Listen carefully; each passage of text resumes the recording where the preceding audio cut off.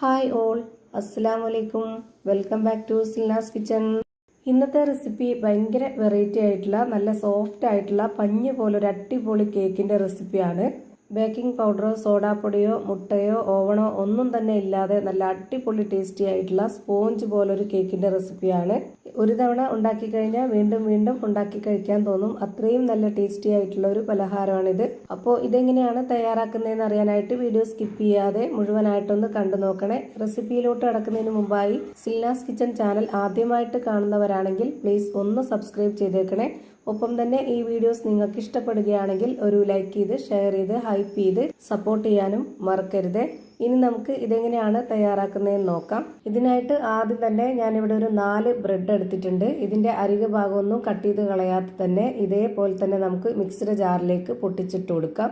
ഞാനിപ്പോൾ ഇതുപോലെ ചെറിയ ചെറിയ പീസുകളാക്കിയിട്ട് മുഴുവനായിട്ടും ഇതിലേക്ക് പൊട്ടിച്ചിട്ട് കൊടുക്കുന്നുണ്ട്. ഇനി നമുക്ക് ഇതൊന്ന് നന്നായിട്ട് പൊടിച്ചെടുത്തിട്ട് വരാം. പൊടിച്ചെടുത്ത മിക്സ് ഞാനിപ്പോൾ ഒരു പാത്രത്തിലേക്ക് ഇട്ട് കൊടുത്തിട്ടുണ്ട്. ഇത് കയ്യിൽ ഒന്ന് തൊട്ട് കാണിച്ചു തരാം. ഇതുപോലെ നല്ല തരിതരിപ്പോട് കൂടി വേണം ഇത് പൊടിച്ചെടുക്കാനായിട്ട്. റവയുടെ ഒക്കെ ആ ഒരു തരിതരിപ്പുണ്ടല്ലോ, അത്രയും നല്ല നൈസായിട്ട് വേണം ഇത് പൊടിച്ചെടുക്കാനായിട്ട്. ഇനി അടുത്തതായിട്ട് ആ ഒരു ബ്രെഡ് പൊടിച്ച മിക്സിയുടെ ജാറ് തന്നെ എടുത്തിട്ടുണ്ട്. ഇതിലേക്ക് 250 ml കപ്പിന്റെ അളവിൽ ഒരു 1/4 കപ്പ് കപ്പലണ്ടി ഇട്ട് കൊടുക്കാം. വറുത്ത കപ്പലണ്ടിയാണ് വേണ്ടത്. അതിന്റെ കൂടെ തന്നെ ഒരു 4 ഏലക്ക ഇട്ട് കൊടുത്തിട്ടുണ്ട്. ഈ പലഹാരത്തിന് നല്ലൊരു മണത്തിന് വേണ്ടിയിട്ടാണ്.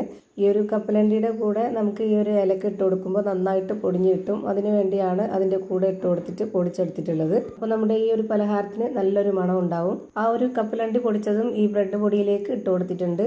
ഇനി വേണ്ടത് തേങ്ങ ചിരകിയത് ചെറിയ മിക്സിയുടെ ജാറിലിട്ടിട്ടൊന്ന് ക്രഷ് ചെയ്തെടുത്തിട്ടുള്ളതാണ്. 1/2 കപ്പ് അളവിൽ ഇതിലേക്ക് ഇട്ട് കൊടുത്തിട്ടുണ്ട്. ഇനി അതേ മിക്സിയുടെ ജാറിൽ തന്നെ 250 ml കപ്പിന്റെ അളവിൽ 1 കപ്പ് നിറയെ ഗോതമ്പ് പൊടിയാണ് ഇട്ട് കൊടുക്കുന്നത്. മൈദ വേണമെങ്കിലും ഇട്ട് കൊടുക്കാവുന്നതാണ്. ഞാനിപ്പോൾ ഇവിടെ ഗോതമ്പ് പൊടിയിലാണ് ചെയ്തെടുക്കുന്നത്. ഇനി ഒരു 1/2 കപ്പ് അളവിൽ റാഗി പൊടിച്ചതും കൂടെ ഇട്ട് കൊടുക്കുന്നുണ്ട്. ഈ ഒരു റാഗി പൊടി ഉള്ളത് കൊണ്ടാണ് ഞാൻ ചേർത്ത് കൊടുക്കുന്നത്. ഇല്ലാന്നുണ്ടെങ്കിൽ അതിന് പകരമായിട്ട് ആ ഒരു ഗോതമ്പ് പൊടി തന്നെ 1/2 കപ്പ് അളവിൽ 1 കപ്പായിട്ട് ഇട്ട് കൊടുത്താൽ മതി.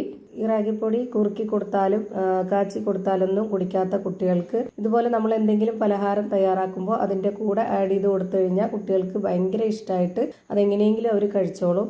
റാഗി നമ്മൾ കുട്ടികൾക്കാണെങ്കിലും വലിയവർക്കാണെങ്കിലും ഒരുപാട് നല്ല ഗുണങ്ങളുള്ള ഒന്നാണ്. അതുകൊണ്ട് പ്രത്യേകിച്ച് ഞാൻ പറയേണ്ട കാര്യമില്ല. പിന്നെ ഇത് അരച്ചെടുക്കാനായിട്ട് ഞാൻ ഇതിലേക്ക് 250 ml കപ്പിന്റെ അളവിൽ 1/4 കപ്പ് ശർക്കര ഉരുക്കിയതും കൂടെ ഒഴിച്ചു കൊടുത്തിട്ടാണ് ഇതുപോലെ അരച്ചെടുത്തിട്ടുള്ളത്. അരച്ചെടുത്ത മിക്സിന്റെ പരുവം നിങ്ങൾക്ക് കാണുമ്പോൾ തന്നെ മനസ്സിലായിട്ടുണ്ടാവും. ഇതിന് ഈ ഒരു ജാറിന്റെ ഉള്ളിൽ ഇനി വെള്ളമൊന്നും ഒഴിച്ചു കൊടുക്കാതെ കൈകൊണ്ട് തന്നെ തുടച്ചിട്ടിട്ട് കൊടുക്കുക. അല്ലാന്നുണ്ടെങ്കിൽ പരുവം തെറ്റിപ്പോവും.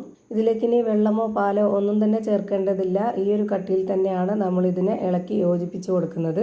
ഇനി ഇതിലേക്ക് 3 ടേബിൾ സ്പൂൺ അളവിൽ ഓയിൽ ഒഴിച്ചു കൊടുക്കാം.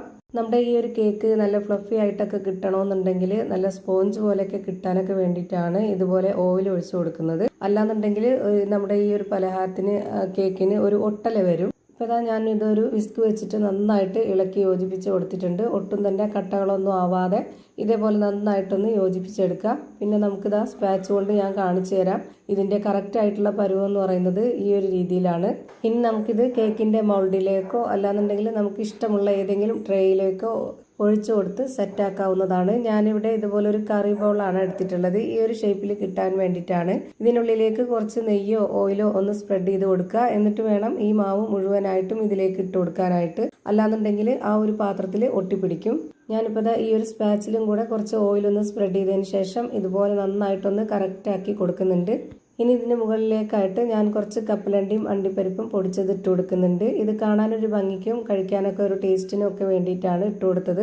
ഇതുപോലെ ഇട്ട് കൊടുക്കുമ്പോൾ നമ്മൾ കേക്ക് കഴിക്കുമ്പോൾ കടിക്കാനൊക്കെ കിട്ടുമ്പോൾ ഒരു പ്രത്യേക ടേസ്റ്റ് ആയിരിക്കും. ഇല്ലാന്നുണ്ടെങ്കിലും ഒരു പ്രശ്നമില്ല.